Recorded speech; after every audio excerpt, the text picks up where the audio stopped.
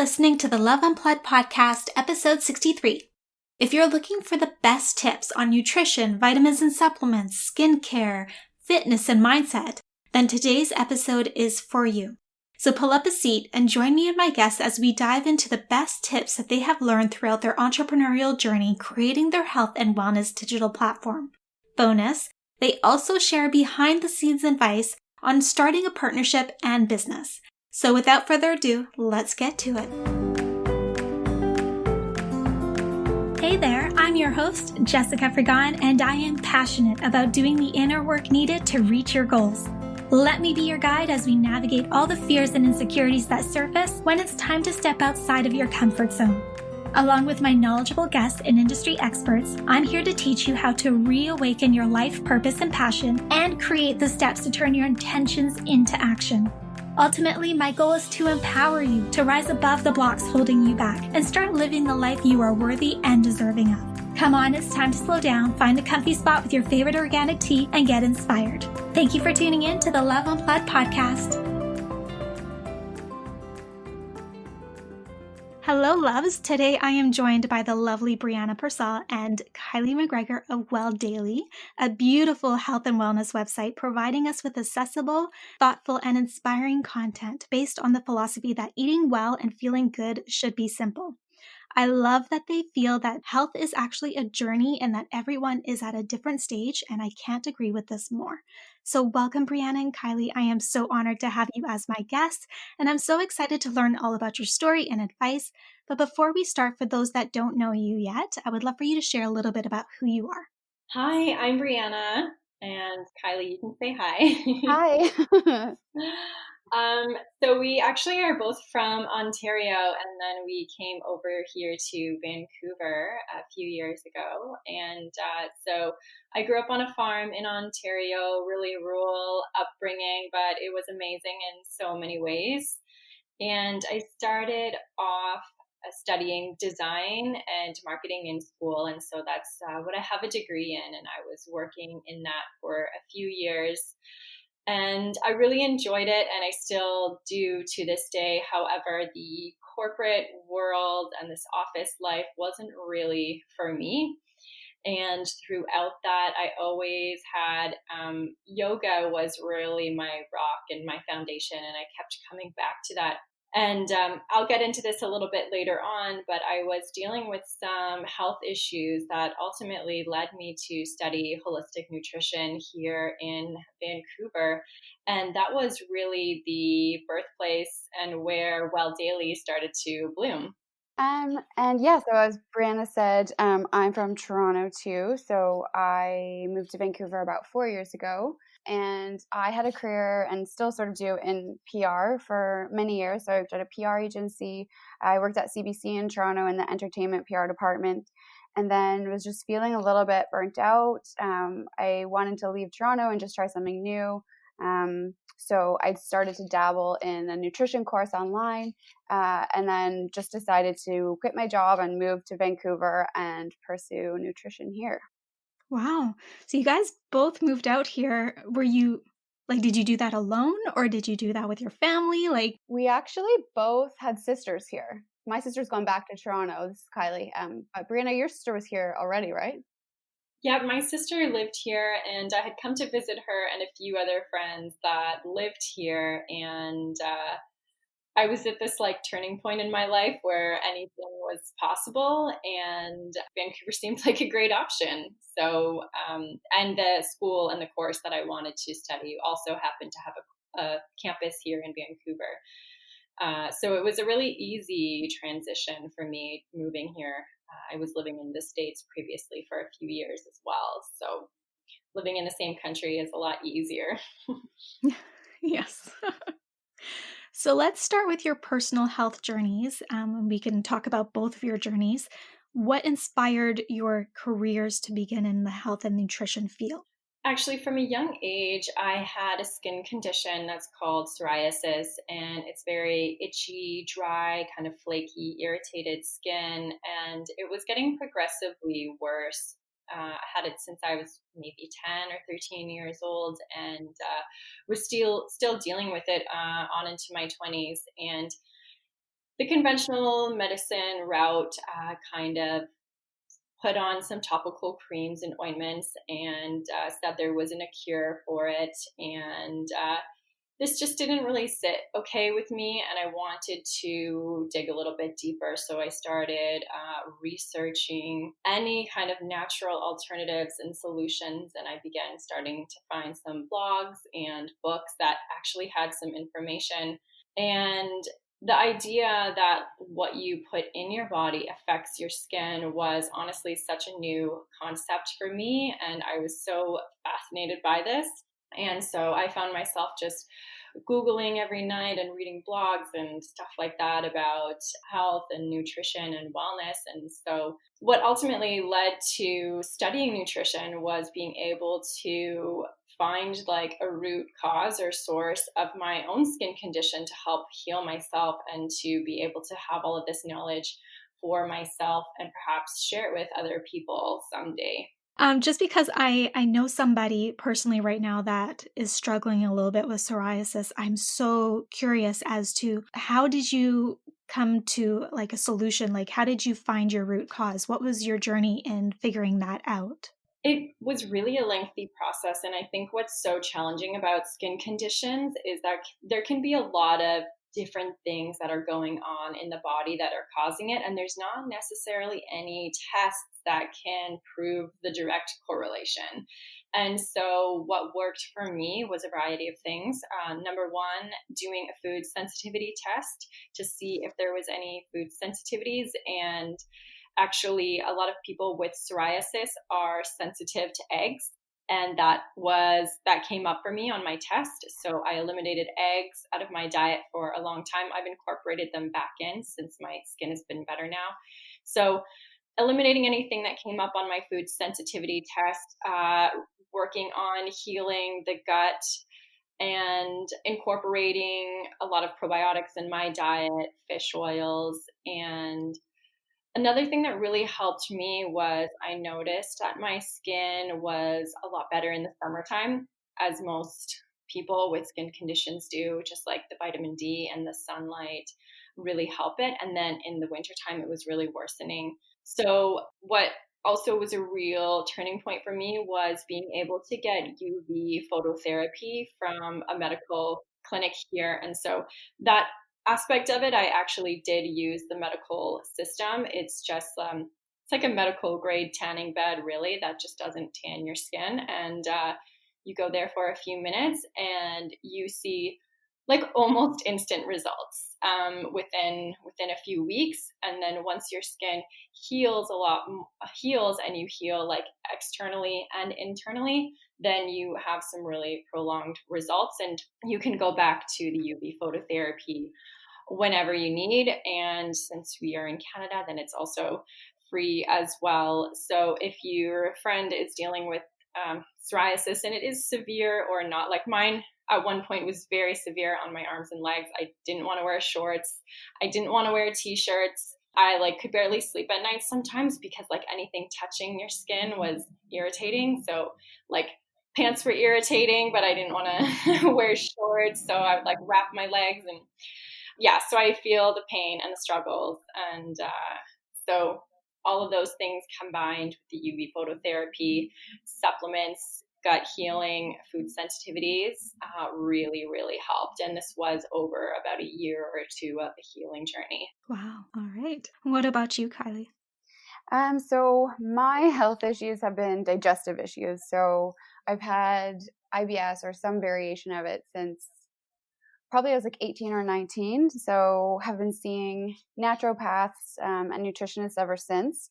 There was a point, I think, when I was like 21, 22, where I did go see a gastroenterologist, and his suggestion was just to take Metamucil every day. And I guess like the idea there was just up your fiber intake, which is frustrating because that's not a solution. But I do understand that medical doctors, unless there's, it's IBD or colitis or something where there's physical damage, it's kind of hard for them to offer suggestions, which is why I turned to naturopaths for years.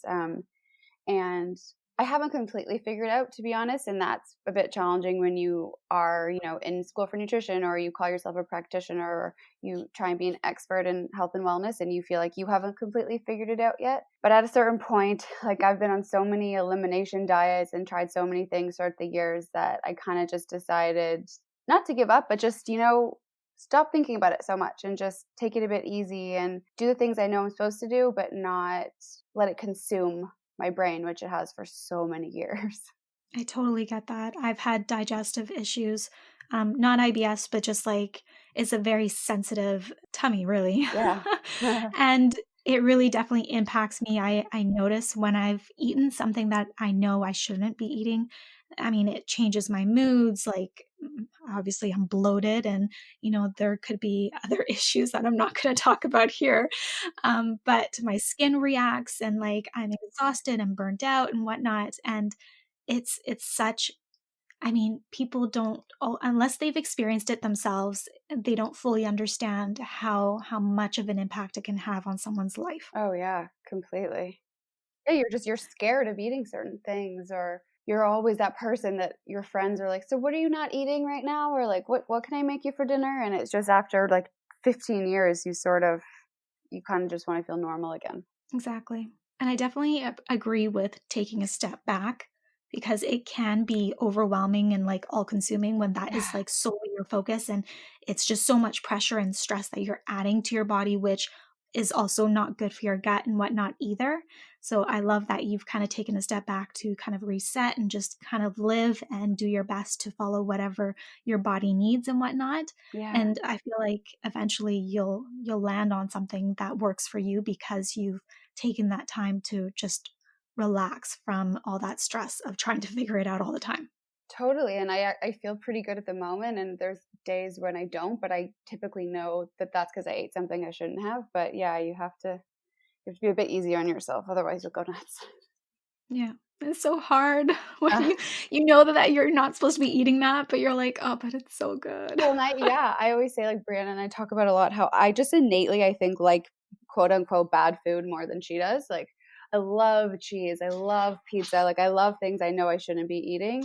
So it's a challenge for me to just eat healthy all the time, even though I know it's better for me.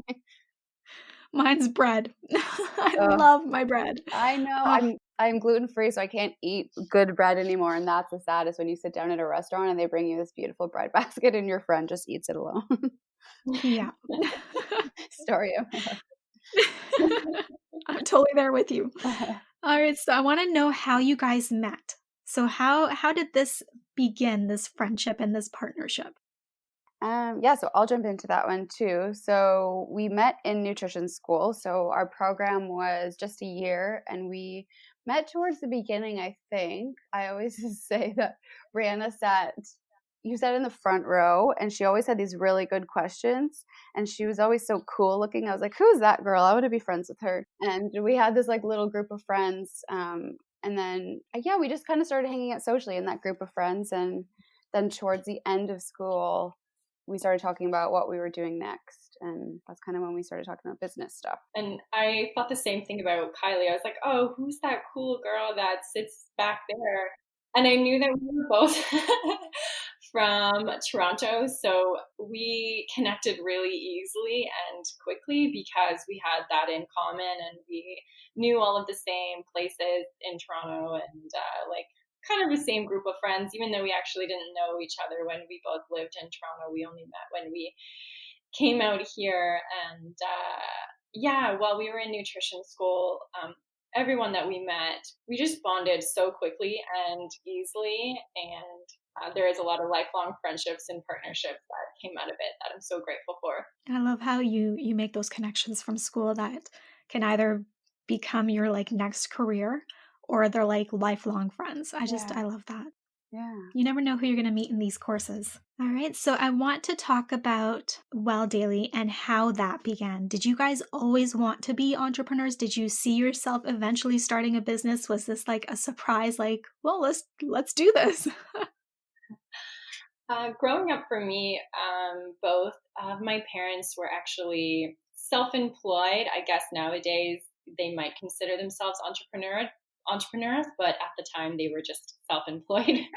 My mom being a hairdresser and having a salon, and my dad being a farmer and running his farming business. So at first I was always resistant to having my own business. But then as I got older, I actually realized that that was the type of lifestyle that I wanted to live, and being an entrepreneur really excited me. And so while I was in school, just always thinking of ideas and what you did want to do next. And initially, I wanted it to be like a health and wellness space that people could go to, kind of like a studio, but all encompassing with alternative medicine and healing practices.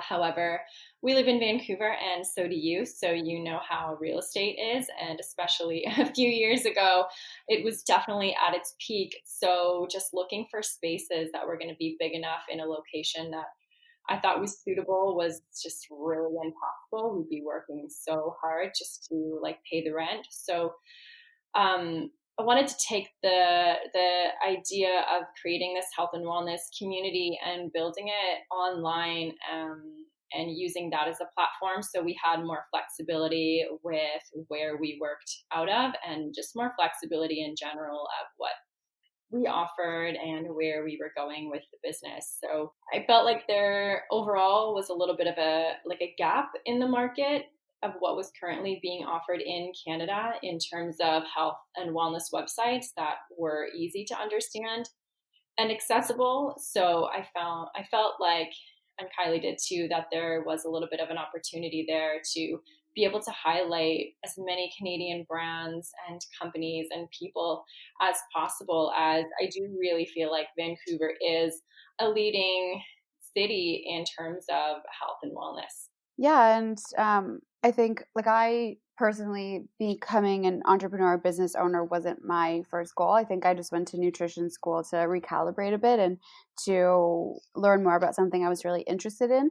And then when Brianna and I started talking, I really liked the ideas she had, and I thought it was really important for us to be able to offer like accessible content and to speak to who we had been before nutrition school, like people who are interested in nutrition but maybe didn't know the best resources to get information from.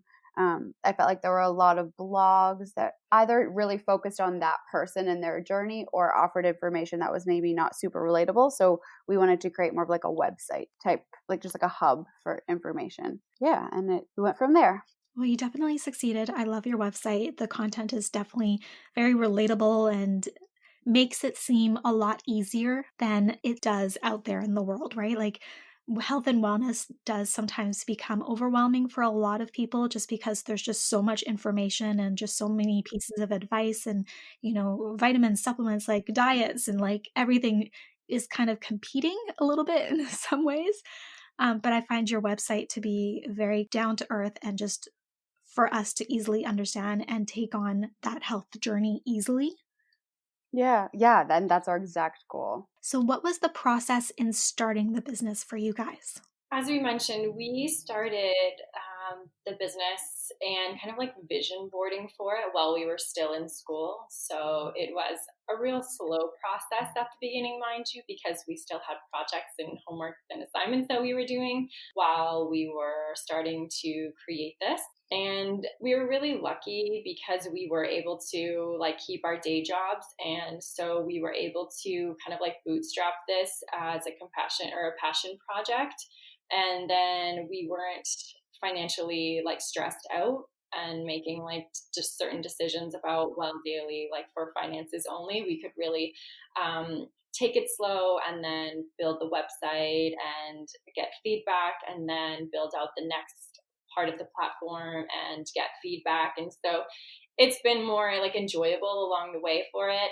And for me, like one of the funnest parts is being able to collaborate with so many people that have great offerings, great messages, naturopaths, skincare experts, and things like that. And being able to collaborate and connect with other people in the health and wellness world and having access to them, like such as yourself, whereas we wouldn't necessarily have that if we didn't have the business and some sort of connecting factor there. And I think that also really helped us become what we are, because we networked a lot at the beginning. Like, I think the cooler people you can feature on your website or the cooler brands, it's sort of like a fake it till you make it type thing. So we are both, I think, pretty well connected in general in the city. It's not a huge city. So we were lucky enough to be able to like feature a lot of great people at the beginning. And then you hope that those people post about you. And that was a big part of it too. So what type of networking events did you guys attend?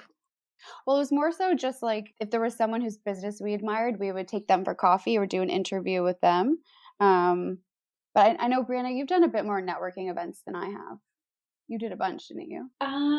Yeah, I feel like it's not something I do as much. Just when like a new product launch popped up, or another friend of ours that was also in the health and wellness space was having an event, we would always try to go to support it. And through that, we would just naturally network with other people. It wasn't necessarily specifically like networking events that we were going to. And so through that, we were just able to like leverage the network that we already had. And I think something that we've done really successfully, mostly thanks to Kylie, was reach out to people and just like ask for whatever you wanted, whether it was like an interview or a coffee or an Instagram post. And it's always really amazing and honoring to have those people say yes to whatever we were proposing. Yeah, that's so true. I want to touch on this just a little bit, because I know a lot of people who do start out, or even that are further into their entrepreneurial journey, are always afraid of getting no's. So did you guys experience no's? How did you guys like deal with that? Was it kind of hard at first, but then like, how is it now?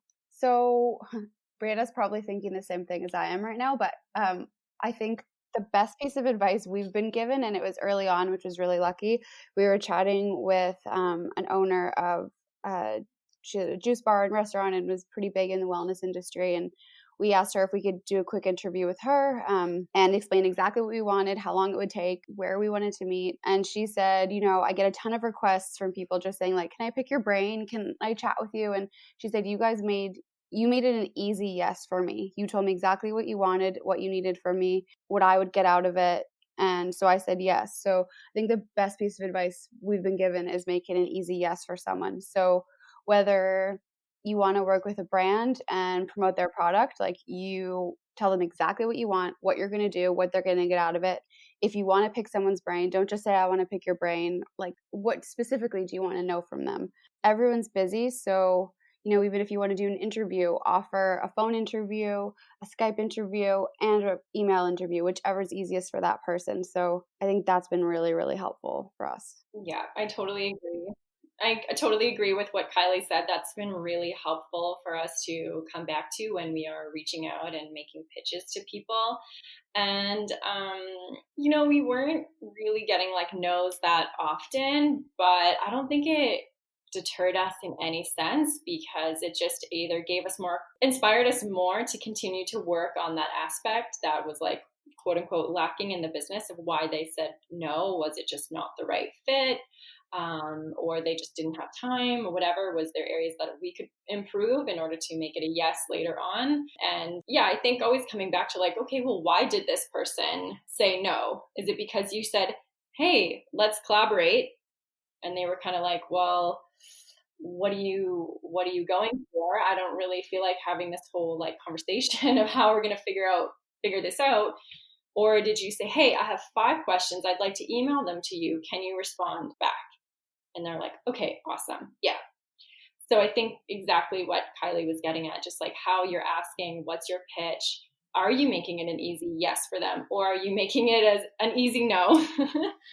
I love that advice. Definitely agree with you. Make it as easy as possible for them so that they're able to say yes without hesitation, right? There's no reason why they should say no, because either, you're coming up with questions for them and making it easier for them, or you're giving them all the information that they need to just easily show up and be able to give you exactly what you need. Like, I love that advice. And it works for everything. Like I work in PR still, and it's the same with like when you're pitching a story idea to media. If you give them everything they need, they're probably going to say yes to you, versus like if you just pitch an idea, then they have to like figure out how it's going to work and blah blah blah. Like it makes it easier. And I think one more thing I would say too is that, you know, looking back, we probably could have made bigger asks from people. Like I think when you're starting out, you're a bit timid as to who you think will say yes to you, and I think sometimes we played it a bit safe, and maybe that's why we didn't get a ton of no's. Like maybe we could have reached out to bigger brands or whatever that was, but it takes confidence. And I think the worst thing that can happen is the person says no. So if you are a brand starting out or a blog or whatever it is, maybe try asking bigger people of brands than you think you can work with. I totally agree with that. Even when I was starting this podcast, I was always kind of like, oh, they have too many followers, they're too big, they're not going to say yes to me, things like that. But you actually never know until you ask. And as long as you put your best foot forward and you do everything you can to make it an easy process for them, I mean, the worst that can happen is they say no. And even when I do get a no, which is not very often, which I'm very happy about, Yeah. I always reply back and saying, you know, I completely understand, but, you know, maybe I can reach out in the future and see if it's a better fit at that time. Yeah. It's never a personal thing. It just might be like they're traveling all the time right now, or maybe they have too many projects on the go and they just, for their own like sanity's sake, they just can't fit in another project at this time. But that doesn't mean it's a no forever. Yeah, absolutely. So how do you structure your responsibilities as like a partnership, as two people kind of working on a project or a business together? How do you split that up? Do you guys work on everything as a team, or do you take things on individually? We both come with our own backgrounds and areas of expertise. And so mine is more marketing and design. And so I always like to say I'm the eyes of the brand, and Kylie's like the voice because she's all about the words and how everything sounds and how everything's written. So within that, we kind of divide, conquer, and collaborate. Some areas we're working on our own, and then there's some tasks that we're bouncing ideas off each other, especially when we are working on a proposal for a brand or developing some new content, and we're sharing the ideas at that point, and then we're really great at dividing up tasks and then getting them done and putting the project together and putting it forth.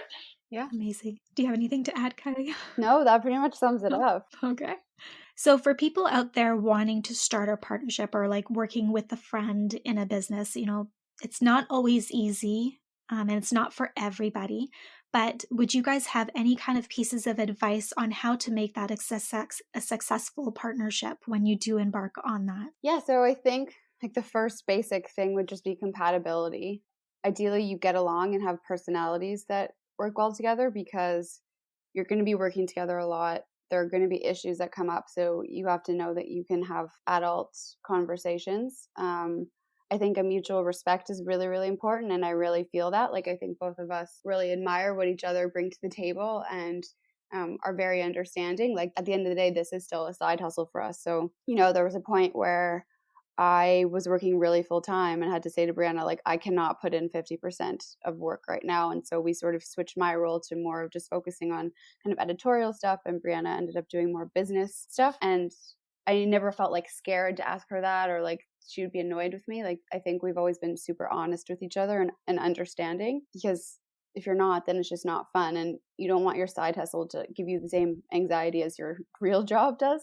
And then I think a couple other things, obviously you want to have the same drive, like you both want to be in it, because if one person's just sort of casually in it, then that doesn't really work. And then I think that, like Brianna was saying, having the separate areas of expertise is really, really important, because then you're kind of working on your own things and collaborating, as opposed to just constantly dividing like who's going to do what.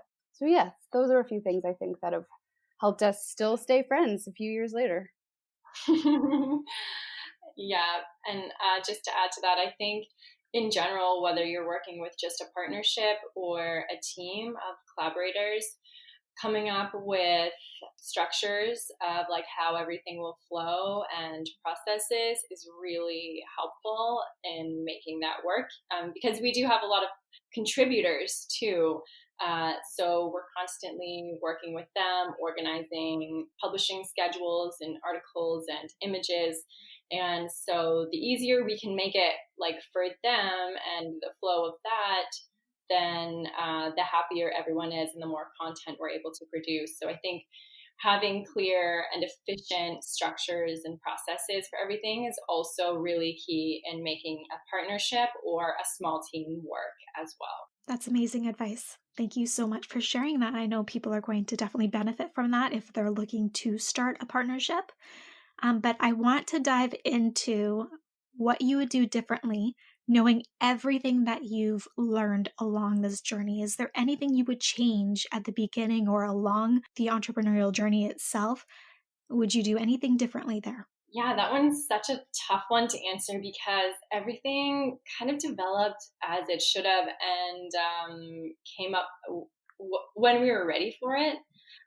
One thing I do think that we could have pushed to be a little bit sooner was hiring an agency to do our branding. This really took things to the next level for us and I think really boosted our confidence in sharing the brand and reaching out to companies to collaborate because we knew that we looked really professional.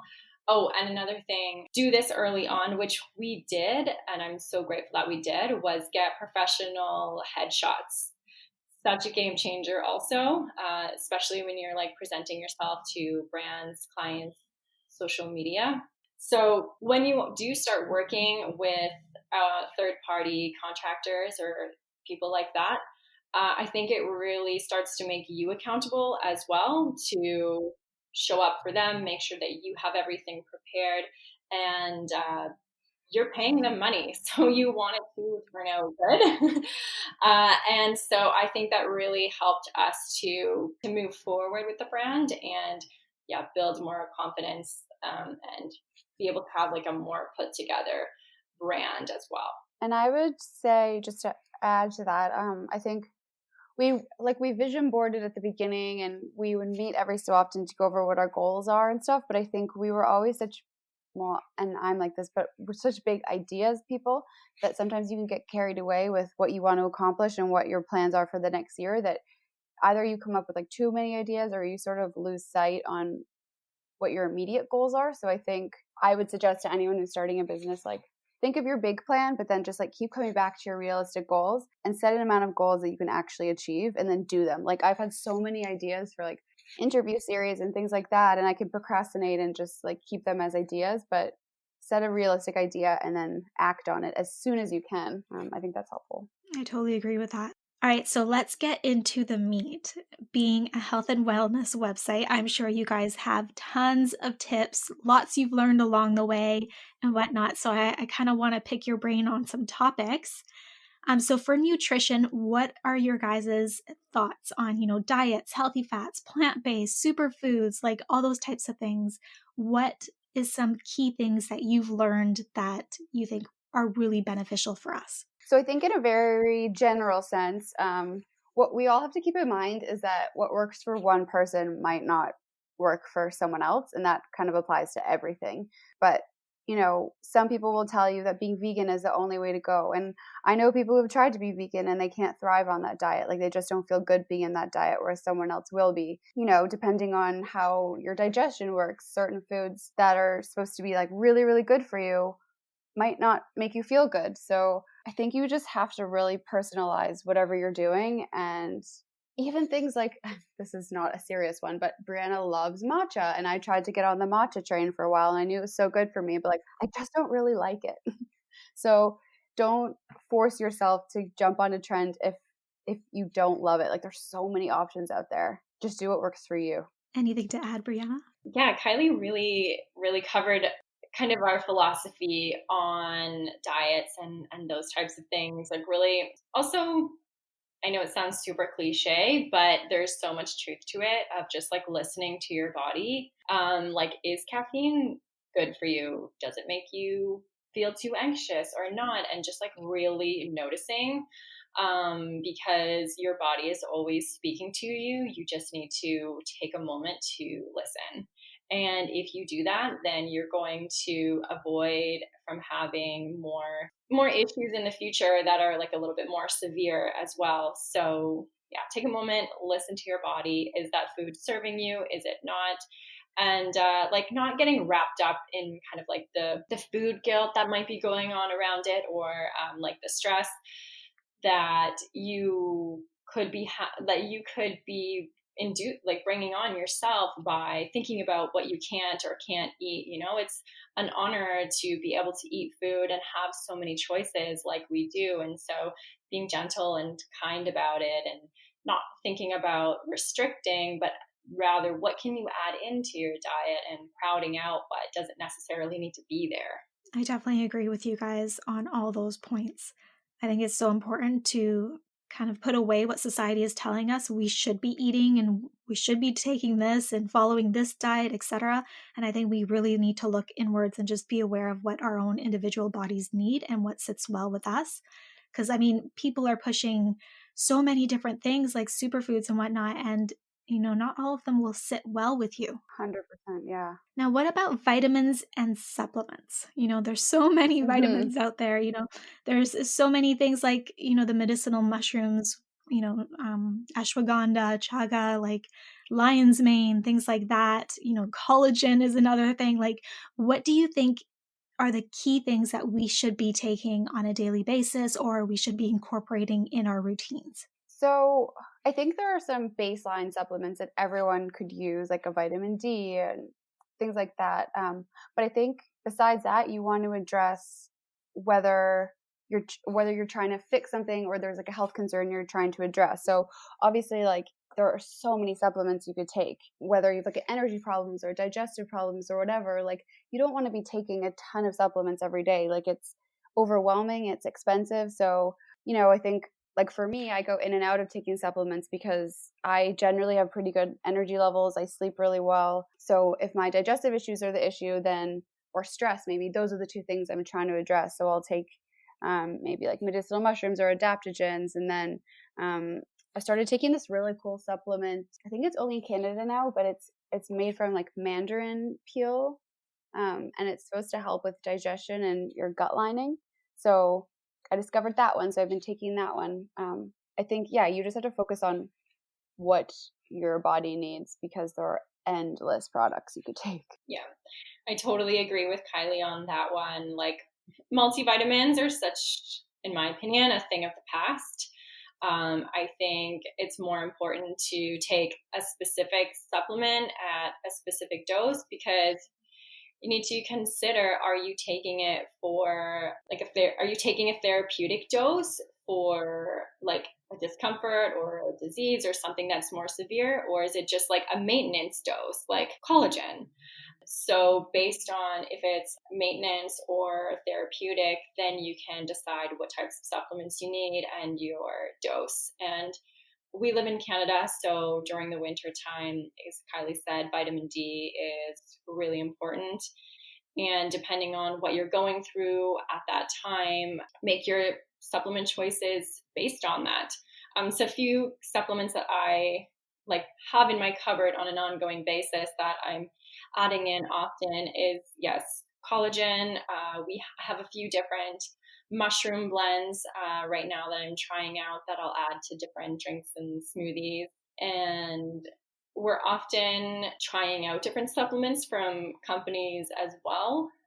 So then I always have a few random ones that I'm just trying out for the time being and giving the companies feedback on how it is. Yeah, so be specific when you're picking supplements. Make sure that it's a reputable brand and that you're taking it for a specific reason, or if it's maintenance, and making your choices based on that. And I think consult someone to tell you what to take, because I remember nutrition school trying to self-heal and just spending so much money testing things out that go to a nutritionist, go to a naturopath. They can tell you what you should take and what brand is good. And you'll save so much money. And I think it's so much more efficient to do it that way. Definitely. Now, what about skincare? Skincare is something that I've been very passionate about, just because I've always kind of had acne throughout my life. And I think it's super important to pick the right products and to make sure that you are choosing quality over just kind of drugstore brands and whatnot. So I kind of want to hear what your guys' thoughts are. on good brands that are actually good for our skin, different types of products that you found are really beneficial and that really actually you can see the benefits when you're using them? Mm-hmm. We have so many Canadian favorites for skincare, and a few of our top favorites are Graydon Skincare. I especially love their facial toner, and they have a face glow, which is like a tinted moisturizer. And to be honest with you, I'm a minimalist when it comes to skincare and makeup. So I have like a few key products that I use, and those are definitely two of them that I enjoy using. And Consonance Skincare makes some great facial oils as well. And for makeup, we like Sappho New Paradigm, which is based here out of Vancouver, and they make a really nice foundation that Kylie and I love. And there is a glow stick by a company called Pink House that does like a highlighter for cheeks that also just rocks my world. Yeah, and I've never been a huge skincare person. Like I've been lucky and haven't had huge skin issues, but I've always had kind of dry skin that gets really red in the winter. And I'd worked way back in the day on the PR launch of Consonance Skincare. So they're a Toronto-based company. They have a few stores, and all their products are organic and completely clean and so gentle. So for years, I've been using their face moisturizer, a foaming face wash, and like they have this Hydrix stream that's these drops that are really, really moisturizing. So I'd use them for years. And then I started dabbling in some other products. And like Brianna said, I love Graydon Skincare. That tinted moisturizer is like so subtle, but it makes your face just look a little bit dewy. And I've actually been using their face moisturizer. It's called Skin Putty. It's like a really thick moisturizer. So I've been using that all winter and have actually not really had dry skin. So that's probably working. I've recently discovered Drunk Elephant, which I love. I don't know if they're 100% clean, but for the most part, they're really clean. And I've been using their vitamin C serum, which is one of the first products I've ever used where I've actually seen a difference. Like it just makes your skin look a lot more fresh. And they have tons of products, so I really want to try a bunch of their other ones. And then a couple other makeup brands I really love. So I discovered RMS has this really cute palette you can get that's good for traveling, but I just use it every day.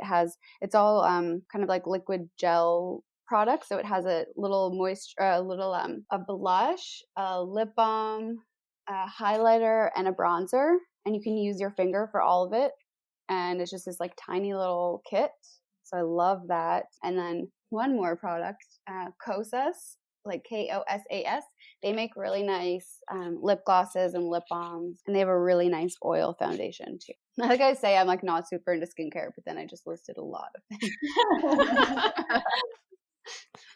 I'm definitely gonna have to check those brands out. I've never even heard of them. A couple really great sites you can go to, like just that carry all of these products. So Detox Market obviously has all of these things, I think. Detox Market's amazing. There's also a place in Vancouver called India Rose Apothecary, and she does really beautiful high-end makeup and skincare, but also a lot of natural stuff. Yeah, there's any kind of clean beauty shop would carry most of these brands. The Bay actually started having a little green beauty section that has, I know, RMS products. Interesting. Okay. What about fitness? With all this given free time that we have now, how do you stay fit? How do you kind of incorporate movement into your day? What are your favorite classes, things like that you rave about now? Yeah, going to the gym or yoga studio is the thing that I'm missing the most right now. And so right now I've discovered this website called allomoves.com, ALO. And they have a wide selection of on-demand classes, and it's yoga, it's fitness, it's meditation, and I've been especially enjoying the Kundalini classes by a woman named Gurmukh. She's like a 77-year-old boss lady that just teaches these amazing Kundalini classes that get you feeling so energized and revived. So I choose one of the classes from Alo Moves pretty much every morning to do. I need to try that out. I keep getting ads from them on Instagram like every single day. Same here. Yeah, I might try them out. I got the ads too. And then one day I was like, okay, you know what? I'm going to try it out. And I never really fall for Instagram ads, but this one I don't regret. Okay. I've been doing, there's a fitness instructor, she does mostly yoga and Pilates out of New York called Melissa Wood. And I have like a sensitive back. I've had back issues for a while. So I try and do like not too intense stuff. So I got her program. It's like $100 for the year. And it's like all these different videos. So I've been doing hers, and then with the goal of trying to not spend too much money on fitness right now, I've been doing like this really random. There's a studio in my friend lives in Paris, and there's a studio there that was supposed to open, and they didn't open. So the women started doing all these online HIIT classes, or like they're like Instagram live videos. So I've been doing those Monday, Wednesday, Friday, and it's kind of nice to do the ones that are live because you sort of feel like you're part of a class. So I've been doing those, and I'm not like a massive fitness person, so that's enough for me, I think, right now. I think you're doing it more than I am. Mine's like once a week. I didn't do anything last week, so I feel like we're like, it's okay to take breaks because like I literally didn't do anything. But I also think that moving actually really does make you feel better, as cliche as that is. It really does. Yeah, I definitely agree. I take bar class once, maybe twice a week max, but I do stretch more regularly. All right, what about mindset? So self-love, self-care is super important, and I kind of want to hear what your guys' practice is. So our practice has changed a little bit in the last while, given the current situations and conditions. However, I've been really committed to continuing my daily routines and being gentle with myself and understanding and not like pushing myself. I think the slowdown globally is a really prime opportunity for us to slow down individually and internally. And usually I'm like a go, very structured, scheduled person. And I always have so many things on the go. But right now it's really shifted and changed. So I'm just trying to adjust to that, take advantage of it, and find some enjoyment in it. And it's just been a weird time in general. So taking it day by day. Yeah, I think I go through phases where I'm interested in reading and listening to podcasts that are sort of like the self-help or, Brene Brown or like those types of things, or even just reading like health and wellness websites and stuff like that. And I'm sort of feeling right now that I'm sort of avoiding any content that's heavy or kind of preachy in any way. Like I'm just, I'm watching maybe TV shows that are stupid, or I'm trying to read novels a lot more and cook and take baths and do really simple things as opposed to trying to like learn a lot right now per se. I don't know. I feel like we've sort of been given permission to not have to be trying so hard, and like really stupid simple things. Like I was telling Brianna, I haven't cooked with actual sugar in probably like 5 years, and right now I'm like, you know what? I feel like making some like really good cookies with real sugar and making meals that actually that I need to put effort into, as opposed to just like throwing things into a bowl. So just trying to do like simple things, I think. I love that. I think even though as bad as this time is and as difficult it is, I think that it's such a great opportunity for us to slow down and to just take it easier on ourselves. I think that we have so much pressure on ourselves to be like, go, go, go, moving the needle forward in our business, learning new skills, or developing the ones that we have more, working on so many things at once, that now is just kind of like me time, right? Like do what you feel you need, like put on Friends for the millionth time, or, bake cookies, which I've done a few times and I've eaten the whole batch and I'm totally fine with that. Like Rice Krispie squares for breakfast. Why not? Literally today. Oh my God. That sounds so good. All right. So in your opinions, I want to know what common misconceptions you've come across about health and wellness in your community. Well, I think people are stepping away from this, and I'll touch on that. But I think for a long time, people thought that you had to label yourself. So you had to be totally keto or totally vegan or whatever that is. But like I said before, I think everyone has to do what's right for them. So if 90% of your diet is vegan, but you love eggs and eggs are really important in your diet, like do that. Obviously, don't call yourself a vegan, but like you don't have to label yourself. And I think I've noticed over the past couple years, like I think, so we would have started in nutrition school like 3-ish years ago. And I feel like a few years ago, it was a lot more intense than it is now. I think people are really realizing that you have to do what works for you and not be so strict. And you've seen a lot of like well-known vegans start incorporating eggs or cheese or whatever that is. And I think people are realizing that you can be a bit easier on yourself. And I feel like there's a trend towards simplifying, even with skincare routines and stuff. People are realizing they don't need to buy 15 products. So I think things can be more simple than we thought they could be, is maybe a misconception. Definitely. And there are a lot of different misconceptions out there. I think it just depends on like what group of people you're speaking with. You know, there's some people that are in the health and wellness world that are looking for like specialty products, the vegan ones, the gluten-free ones. And I think a big misconception is that those ones are healthier than the quote unquote conventional or regular ones, but they aren't necessarily better or healthier than the originals. And you still need to read the ingredients. And there's a lot of hidden additives and alternatives that actually aren't good for you. Especially some of these like sugar substitutes that have come up. They're actually way worse for you than sugar. So it does take a little bit of digging and education around that to become aware of it. And it is more prevalent, I guess, in the health and wellness scene, if those are the types of specialty foods that you're looking for. But that's just kind of what came to mind first for me, amongst so many other misconceptions. All right. Well, thank you so much for that information. So many key helpful hints on all those topics that I think many are going to benefit from. But before we end, I want to jump into some rapid fire questions that the community had for you guys. So either of you can answer, both of you can answer. It's up to you. But the first one is, how have you been spending your time in isolation and what is keeping you entertained right now? I've spent the last little while in Salt Spring Island, isolating in nature. And so that was entertaining. When I am at home here in the city, my entertainment consists of a daily walk outside, doing some fitness classes, making food much more elaborately than I normally would, and really making an effort to stay connected with friends and reconnecting with old friends as well, having FaceTime dates and dinner dates and with my family, and continuously connecting and chatting with them.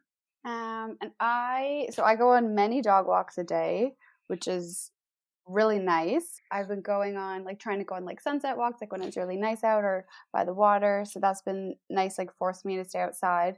And I'm working like pretty 9 to 5 right now. So the end of my day sort of looks like a normal end of the day if I weren't going out. Like Branda said, I'm making a bit more elaborate meals and baking more, like everybody else. And then honestly, like Netflix a lot.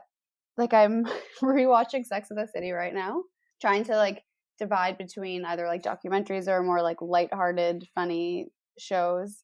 I luckily had taken like 3 books out of the library before we had to stay home, so I've been reading a lot more, which has been nice. And then reconnecting with friends. Like I have a weekly like wine date with I think like 6 or 7 of my girlfriends from high school. We do that every Saturday night, which has been so nice. Like at least having one thing to look forward to. And then I feel like people are starting to get more inventive now. Like my friend's husband started like a trivia night we're going to do on Sundays. So we're doing that on Sunday, drinking quite a bit of wine. Yes, to the wine. Lots and lots of wines. Rosé season, finally. Yes, definitely. So aside from Rice Krispie Squares, what is your go-to breakfast that gets you feeling really energized and ready to start your day? So I have been alternating, and I usually don't eat until around like 11 or something. I find just even for digestion or not craving snacks, I find that really helpful. So I usually have tea when I get up. And then because I'm home and I have like so many ingredients, I'm really into breakfast sandwiches right now. Or I do stovetop oatmeal, where I do usually steel cut oats with like cooked with coconut milk, and then I mush a banana into it, which is really good. And then just like top it with whatever, like a bit of maple syrup, almond butter, hemp seeds. So those are usually the two. They're pretty filling, so those keep you going throughout the day. I've been into lately making different egg creations, skillets and whatnot. Or I have a super simple recipe for banana oat pancakes, which literally those are the ingredients, banana oats. And if you have eggs, you can add eggs into it. And then putting different toppings and nut butters or homemade jams on top of that. And that's been a real treat because I wouldn't necessarily make pancakes like that during the week, but why not? That sounds delicious. All right, so last question. If you could bring 3 things to a deserted island, what would they be? What can you not live without? Okay, the first thing, these are like very superficial things, but lip balm, 100%. I have a lip balm on every like surface of my apartment and in every purse I own. I would say probably tea. I love tea for so many different reasons, like bedtime. It makes me feel cozy, makes you feel calm sitting at your desk. So I also have like 15 or 20 different kinds of tea at all times. And then pizza. Okay. Pizza's my favorite thing ever. So that too. So Kylie's surviving on the deserted island with pizza, tea, and lip balm. Yeah. Great. I hope they're all endless supplies. For sure. I was going to be a little bit more practical and say, like, you know, maybe I'll bring my laptop and like a lighter so I can have fire and like a boat so I could get off. I don't know. But that's how our brains work. But if Kylie's island has pizza, maybe I'll just boat over there and we can eat together. Maybe some wine. Yeah. Oh, geez, that's awesome. All right, so last question. If anybody wants to learn more about you guys, where can they connect with you? Instagram's always a great way to connect with us. We're at Well Daily, and our website is welldaily.co, not .com. And feel free to send us a DM. And we always love hearing from our community and the type of content that you'd like to hear about. Awesome. Well, thank you so much, Brianna and Kylie, for sharing your entrepreneurial journeys and all that you've learned about health and wellness throughout your careers. I know so many are going to benefit from the information that you guys have shared today. Thank you for having us. This was great. Thanks so much. It's been fun.